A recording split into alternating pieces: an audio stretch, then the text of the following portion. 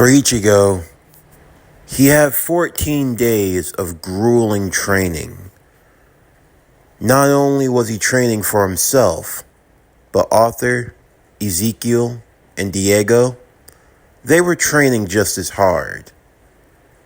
Ichigo could only be thankful that his body was as strong and as resilient as ever, because whenever he wasn't in commission, it meant that someone else usually was. With the little time that he had to rest, it was mandatory. He had to recruit as much of his strength as possible if he was going to be ready for the journey that was ahead. But for Ichigo, there were still so many uncertainties. Would everything work out the way that he hoped? Especially knowing that there were going to be other factors that would have to be involved in Rukia's rescue. He didn't know anything about these personalities, even after everything he had learned from the likes of Shinji, Hiyori, and Ginjo, as well as Uryu. These other split personalities were entirely different in all their own, each one a distinct individual, with their own autonomy against anything that Ichigo would want. It made him wonder, could he rely on them? Could he trust them? What if they were in a crucial situation and someone else had to take the wheel? Was that the best option? Ichigo was now starting to wrestle with the fact that he might not even be able to trust himself. Sure, he didn't deny that he had power, and he expected the others to be just as powerful. But was he sure? After all, unlike him, the other personalities didn't have an attachment to Rukia. They didn't know anything about her. They had no reason to risk their lives or to get involved in this fight. What if at any moment they decided to go rogue and not show up at all? All of these concerns weighed on Ichigo heavily. Eventually, though, the night would come. He had been given instructions by Kisuke to keep his window open and to be waiting at around 1 a.m. Ichigo did just that. On the night of a full moon, he found himself being lost in the gaze of its shine. He felt this strange sensation just looking at it, almost as if the moon were actually calling out to him. When suddenly, something would come flying into his room, smashing against the wall, leaving a message. Urgent. Arrive to the Kisuke Urahara shop immediately. What is this? Ichigo would think. It looks like blood that was written as a message from its victim, and it better not stain my walls. A P.S. P.S. If you think this is some message written in the victim's blood cliche, then you obviously have no sense of humor. Well, except maybe Diego, if he's reading this. He'll probably find it funny. Oh, shut up! Ichigo threw a pillow at the wall as he hopped out. Looking over his sisters one final time before leaving, he was greeted by a familiar sound. An old man jumping from the top of his house, ready to deliver a devastating elbow. Good morning, Ichigo! You've gotten good at dodging, my son. Yeah, because who tries to greet their son like that this early in the morning? I'm just trying to see you off like any loving parent would. Besides, I wanted to give you this. What? Some dusty old charm? Watch it, boy. That charm was given to me by your mother. It's a good luck charm. Well, what? I can't just keep it. Of course you can't keep it. It's mine. I want it back as soon as you're home. I just thought it would bring you luck. You know, like it has for me. A gift from your mother. Right. Thanks, Ichigo said. After a short walk, he found himself at Kisuke Urahara's shop. But to his surprise, he wasn't alone. Chad would be waiting for him, along with Uryu, as well as Ginjo, and even Orihime would arrive. Although Orihime was different. She was dressed in what appeared to be a school uniform, although it wasn't any uniform he'd ever seen. It was dark blue in attire, with a blue skirt and a blue overcoat. She wore black stockings along with brown boots, and she sported a pair of black gloves. Orihime? What outfit is that? Ichigo would ask. Oh, this? I got it from my friend Maki. She says that she had spares in her closet, and that if I was going to go on a trip of this magnitude, it would come in really handy. It's movable, flexible, and I have to say, the quality is of high value, Uryu would say as he examined the seam work of the uniform. But why are you all here? Isn't it obvious? Ginjo said. They're going to be coming along with us. Surely you've noticed a change in your friends, a black cat would say as it began to speak. This was Ichigo's first time being acquainted with Yoruichi the cat. You've been so caught up in your training and your own dilemma that you failed to recognize the growth of spiritual power from your friends. They've gone through painstaking lengths to train and be ready to accompany you to the Soul Society. This will be a group effort, Ichigo. If you think that you can go storming in as a one-man army, and in your case, quite literally, you are surely mistaken. If you tried that, you will fail. All right now, everyone. Let's all make our way into the shop. We have no time to waste. It's time to get this show on the road. As Ichigo and the others were preparing to enter, he would be stopped. There were two on the outside, Shinji and Hiyori. Ichigo didn't know them personally, but he knew one of his personalities did. I take it we're not talking to Diego, huh? Shinji would say. No, it's Ichigo, but I'm pretty sure I can leave him a message if you want. Like that idiot will ever take anything we say seriously, Hiyori said. Look, Ichigo, you're about to go into the Soul Society. We would tag along with you, but there are some extenuating circumstances, and right now we can't go. I understand, but you've done a lot. Your training must have really helped Diego. So it'll help us. I appreciate it. Yeah, that's not really why we're here. There's someone in the Soul Society. He's a captain. Under no circumstances are you to trust him. Who says that I'm trusting any of these captains? Ichigo said. We're going to go save Rukia. I doubt that I'm going to be welcome with any favor. No, you're right about that. You'll likely be seen as an enemy.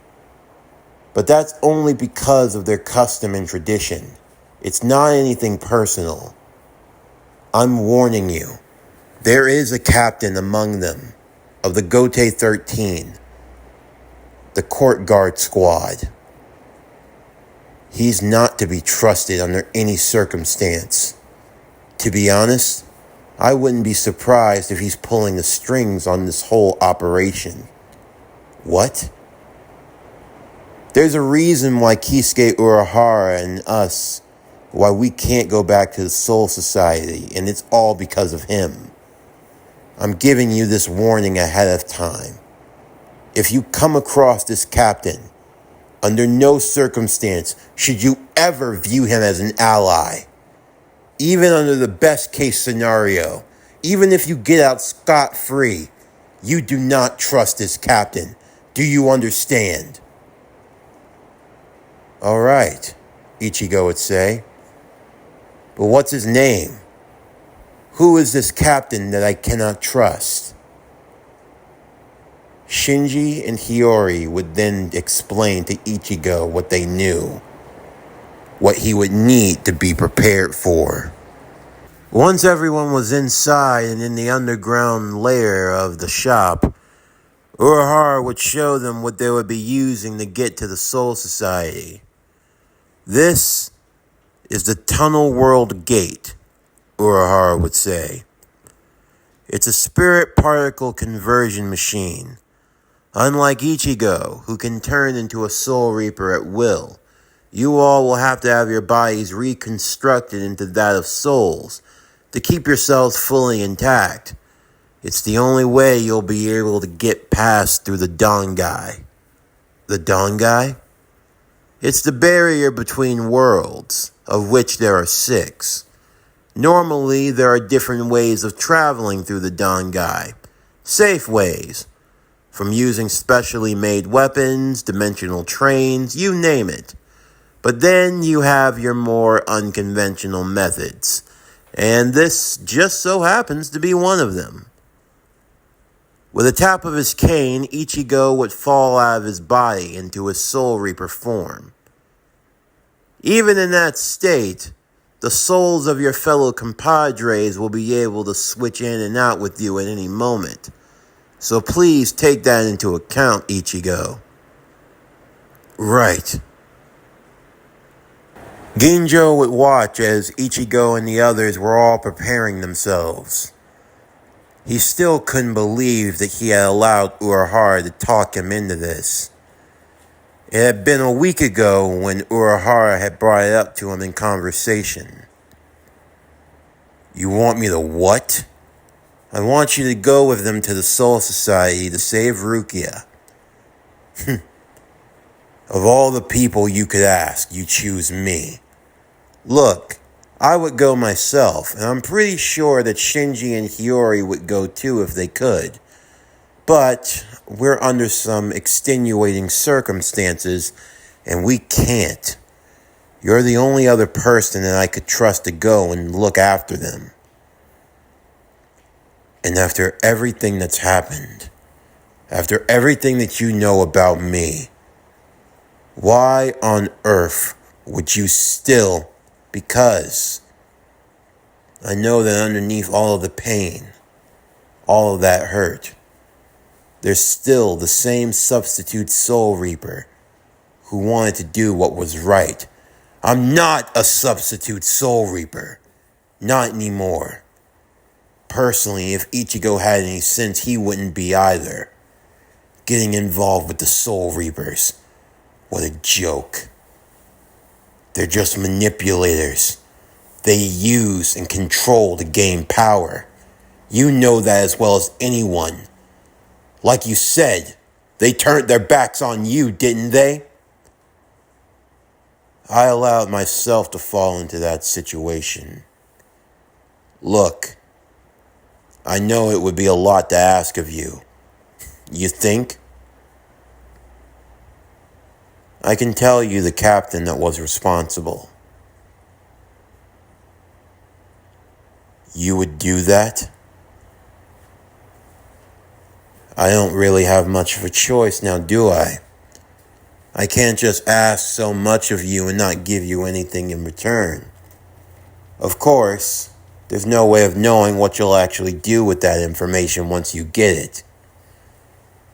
That's for me to decide. I know. All I'm asking is that you please hear him out before you make your decision. What's the name of the captain? Ukitake. Captain Ukitake.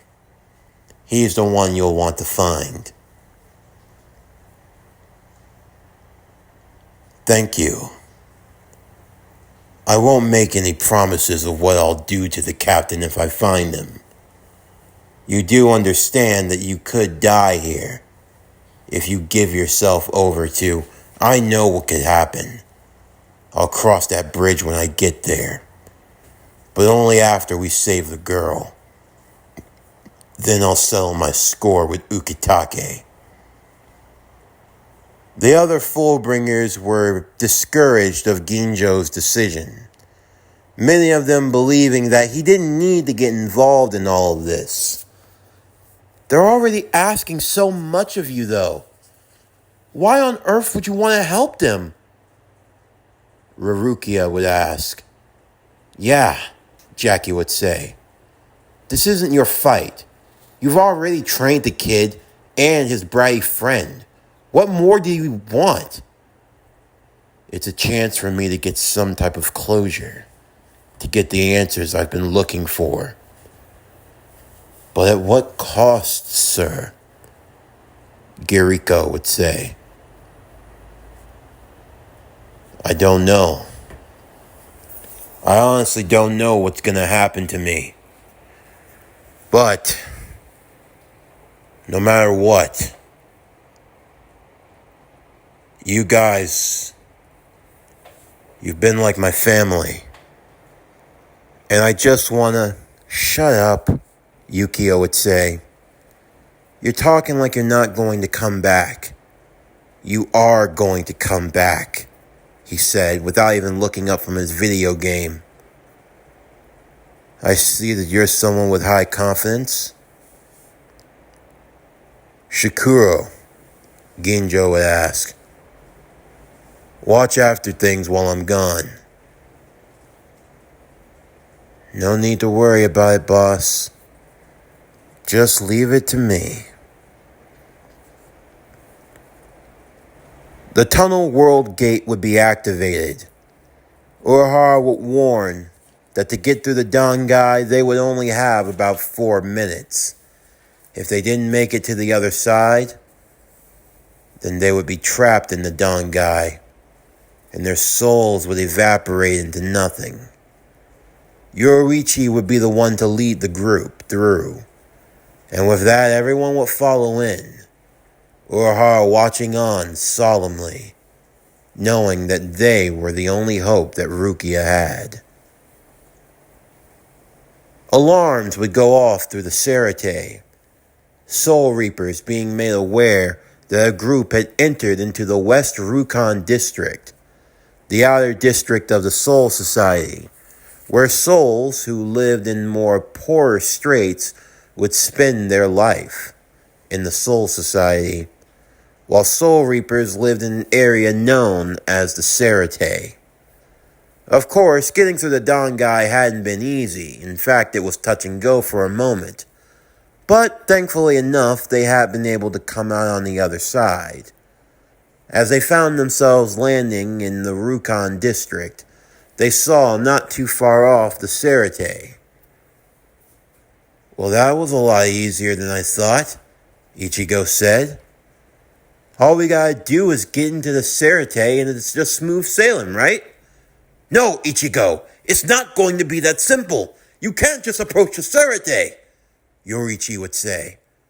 But Ichigo was already too far gone. But before he could get any closer, from out of the sky, multiple gates would begin to fall surrounding the Serite. They were known as the Hakudo Gates, the protective barriers of the Soul Society.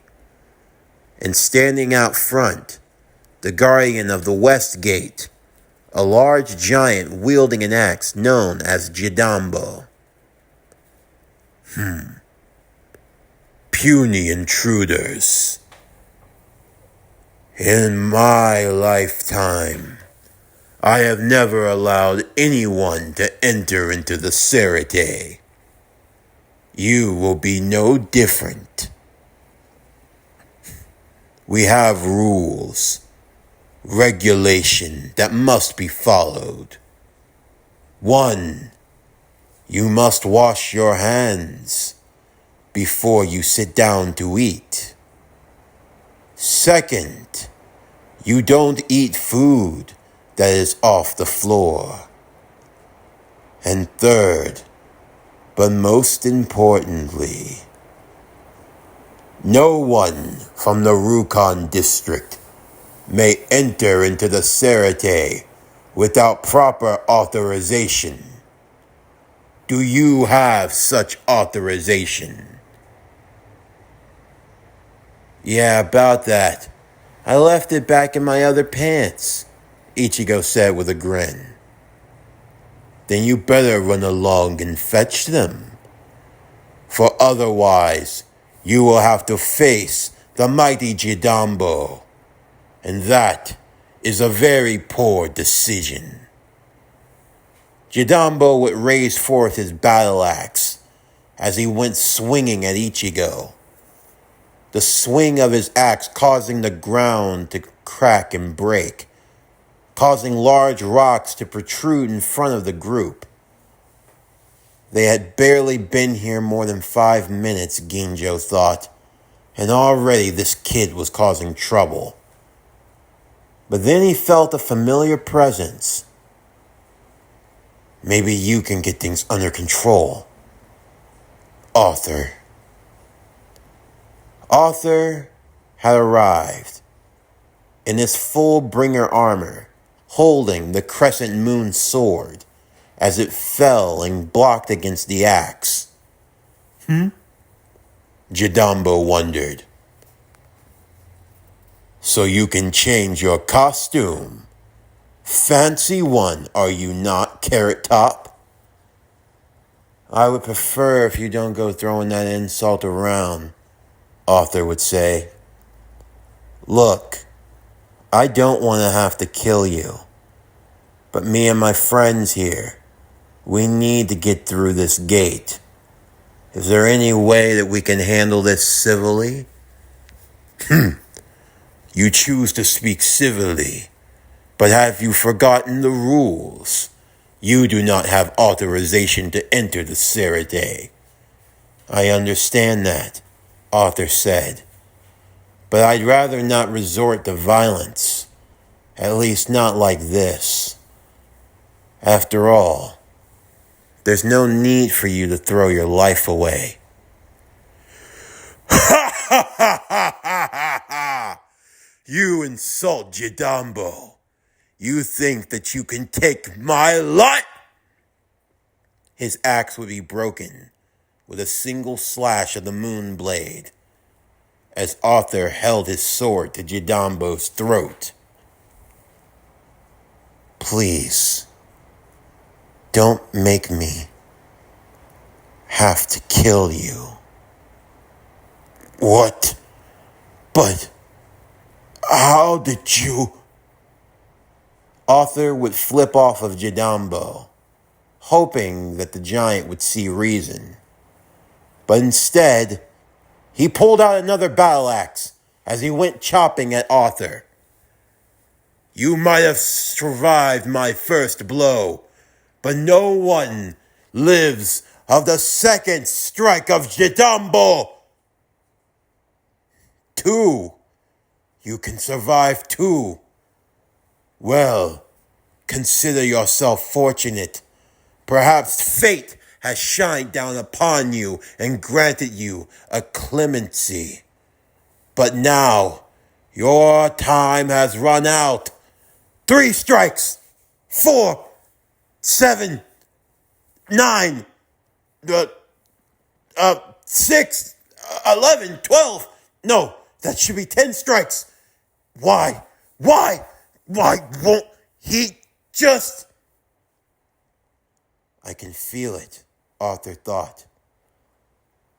The soul, even of his battle axe. The soul of your weapon is weak, Arthur would say. It's a giant. It matches your personality. But in the end, your axe lacks something. It lacks heart. It lacks determination, focus, and above all else, it lacks power. Jidambo felt his convictions beginning to shatter as Arthur would make quick work of the second battle axe, reducing the giant to tears. Please. Why? Why don't you just... Because that might be the way of you Soul Reapers. But I do not believe in want and murder, Arthur said, as he replaced his pendant back around his neck, sheathing away his sword. I'm not looking for a fight with you. If we continue on like this, you will die, and I don't want your blood on my hands. Please. I see. A virtuous man you are, Carrot Top. Very well. I, Jidambo, accept my defeat. Jidambo would turn as the others walked beside Ichigo. Well, Arthur, technically. It was going to take some getting used to. For Uryu, he was astounded. Arthur, a full-bringer as you were, an impressive specimen. Although he did wonder how the fight would have turned if Diego or Ezekiel came out. But, in the end, they got where they needed to go. However, as Jidambo had opened up the gates for them, there was someone waiting on the other side, with short white hair and a Cheshire grin, a face like that of a serpent. Captain! Captain? Oh no, the captain of Squad 3, Yoichi would think. Gin Ichimaru. No. Jidambo. What is the meaning of this? Are you not the gatekeeper of the Western District? Why, then, do you open the gate? With a quick slash from his blade, Jidambo would fall to one knee, barely able to hold the gate up. I'm sorry, Captain. I lost. I accepted my defeat, and I opened the gate. Huh? That doesn't make any sense, Gin said as he tilted his head. A gatekeeper doesn't open the gate when he loses. No. When a gatekeeper loses, they die. As Gin would go in for another strike, he would have to deflect multiple arrows shot at him. Because now, Mr. Knight was on the scene. Clad in all white, his mask just as stunning as his appearance, dressed similarly like Uryu. Ezekiel! That's Mr. Knight, he said. So, it seems like another ne'er-do-well of a Soul Reaper has chosen to make himself present. And the captain, no less. And who are you? What happened to that orange-haired fellow? No need to worry about him. Your problems are with me. Mr. Knight, at your service. Quincy extraordinaire, enemy to Soul Reapers. A Quincy? I must admit, we don't get many of those anymore. I must ask, what brings you around these parts? Enough with the small talk, Soul Reaper. You've come looking for a challenge, and I aim to give you one, he said as he readied his bow. You Quincy's, a foolish bunch. Uryu would stand beside him. We'll show you who the real fool is, Soul Reaper. If not bad enough that you would be in the presence of one Quincy, Now you're in the presence of two. Your defeat is imminent. No, Yorichi would say. You can't get into a fight with Gin Ichimaru. Gin would now back away to create distance as he readied himself. What? You're not going to be able to touch us with that small dagger, Mr. Knight would say. This isn't a dagger. This is my Zanpakuto. Gin would ready himself as he crouched down and prepared to strike. Now, impale them, Shinzo! As he thrusted forth his Zanpakuto, the blade would begin to curve and extend. However, Ginjo would pull off the cross-gilded sword around his neck. Using his power, the sword would begin to grow in his hand. The cross-gilded blade, as he bore it down, striking away at Gin's sword before he could hit Jidambo or the others. A manipulator.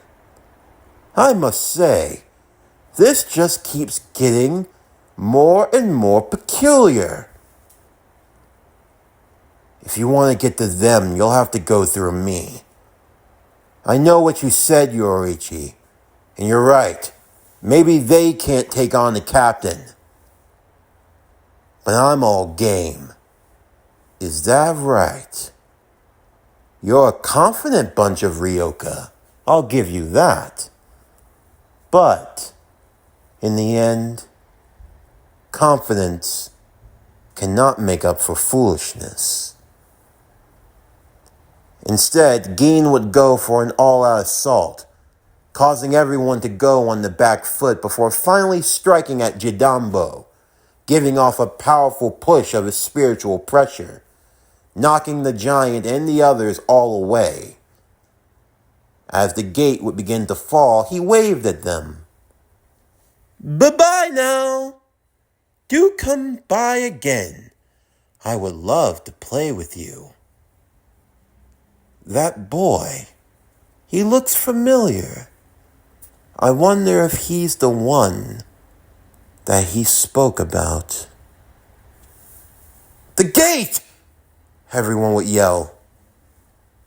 They were a bit saddened to see that their chance of getting inside of the Sarate had failed, but Yorichi would pick up their spirits. You have nothing to be ashamed of.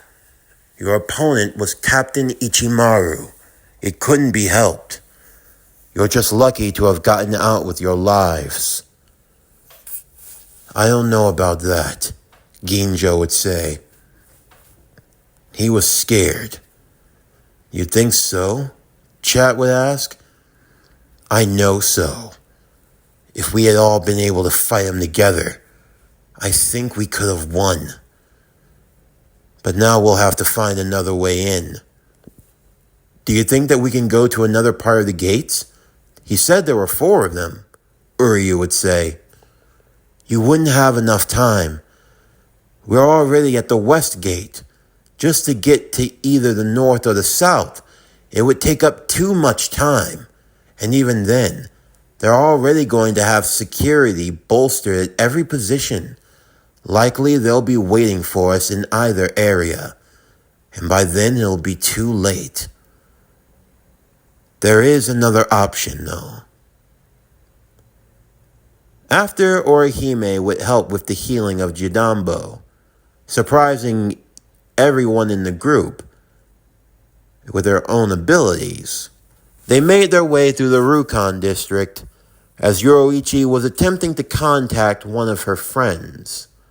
The cat, seeming to know its way around the Rukon district, was searching for someone in particular.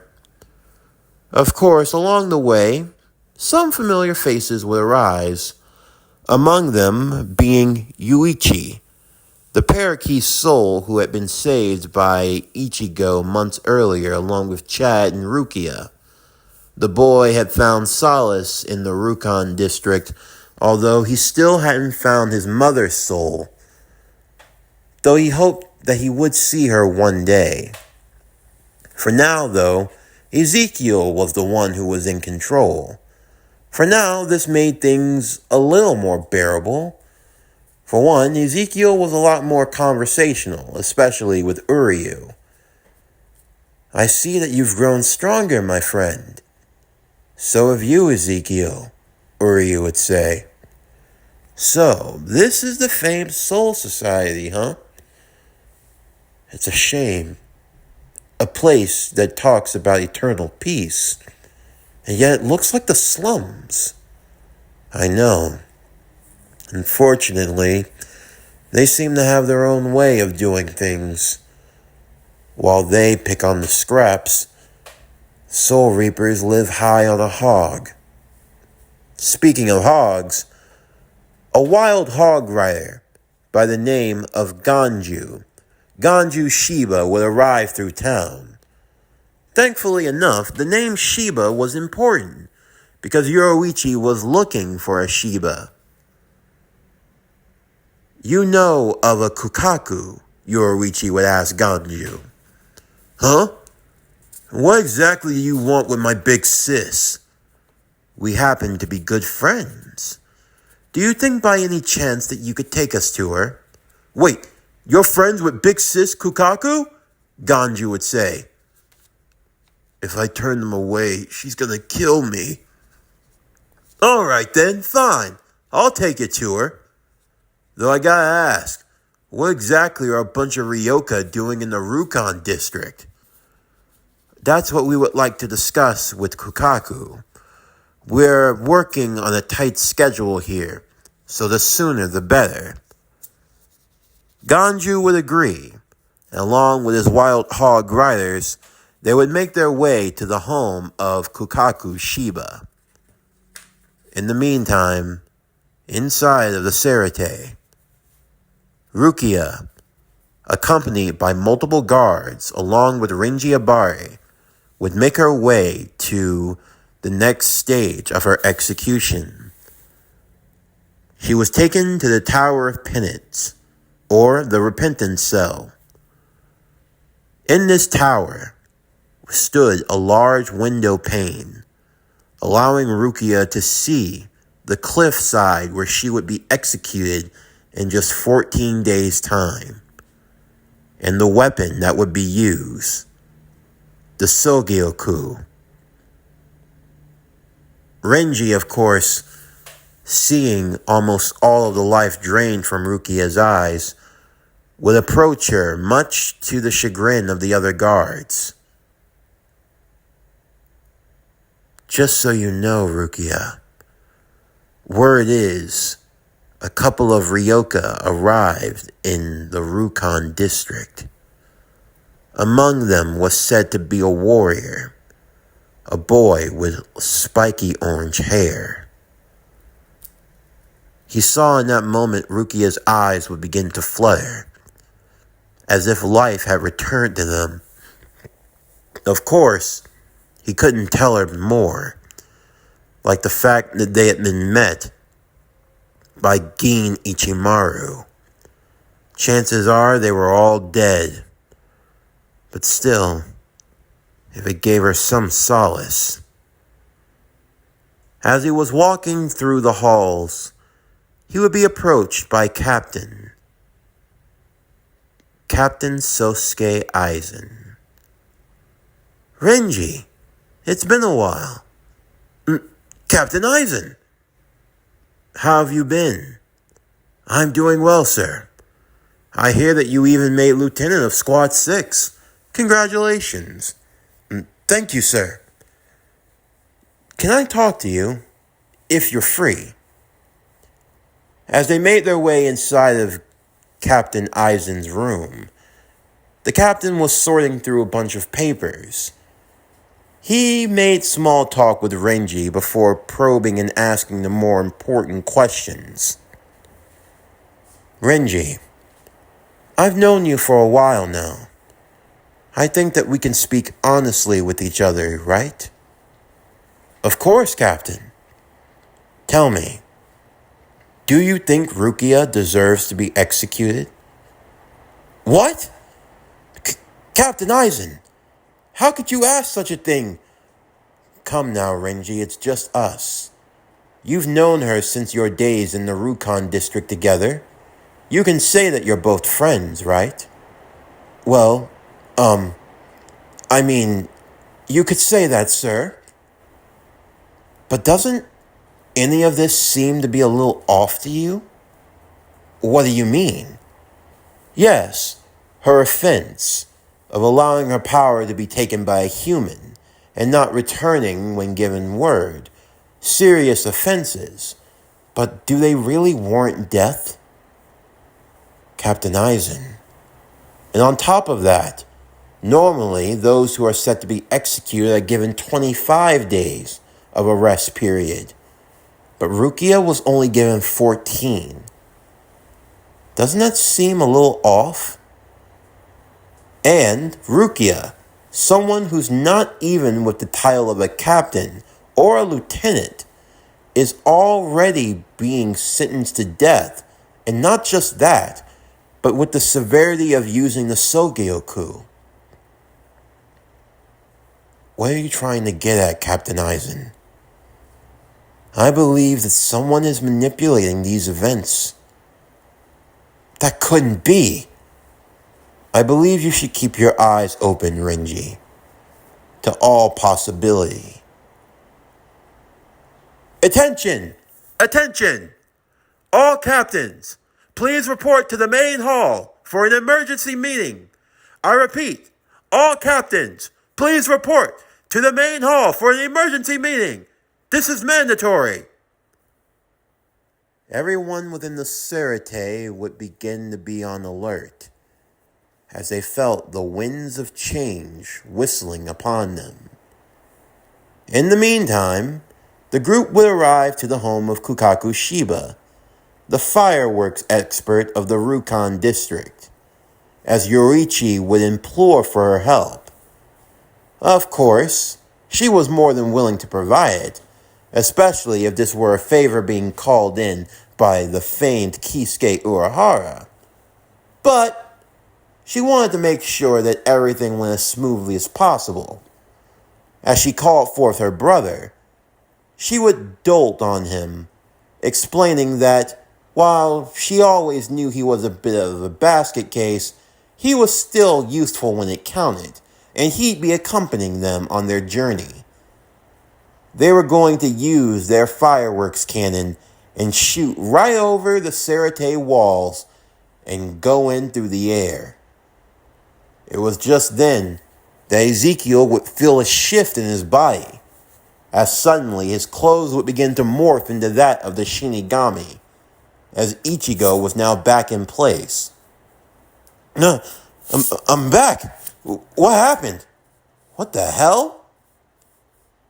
What kind of sick game is this? Ganju would yell. Ichigo looked up to see that he had been punched right in the face by Ganju. You got a lot of nerve bringing a damn Soul Reaper into this house, especially in front of the number one self-proclaimed Soul Reaper hater, Ganju Shiba. Ichigo! Orihime would yell. Ichigo, are you alright?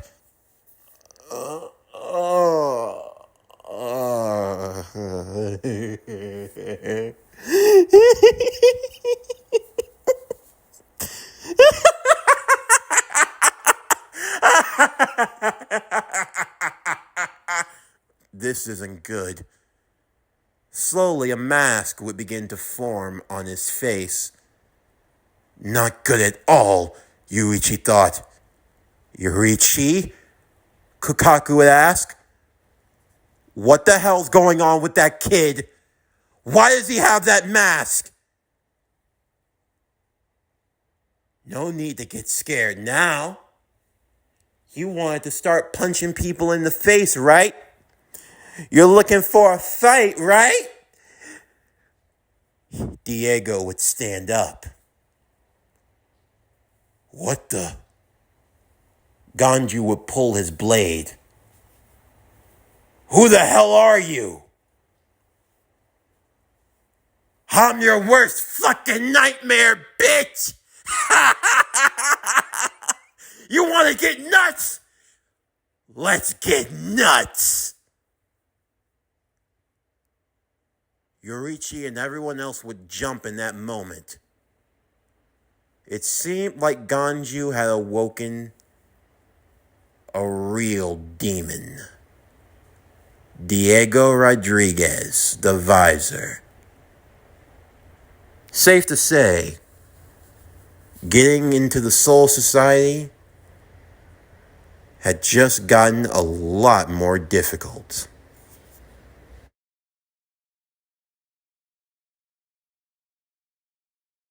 This concludes Bleach Midnight. What if Ichigo was MoonKnight? Season 1, Part 3.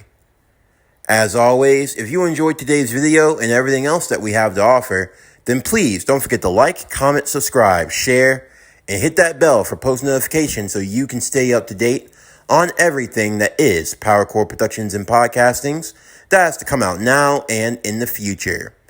And stay tuned tomorrow as we continue with Bleach Midnight. What if Ichigo was MoonKnight? Season 1, Part 4. But anyway, that's going to do it for the end of today's video. I'm Javon Harrington with Power Core Productions and Podcastings, signing off, and I'll see you next time.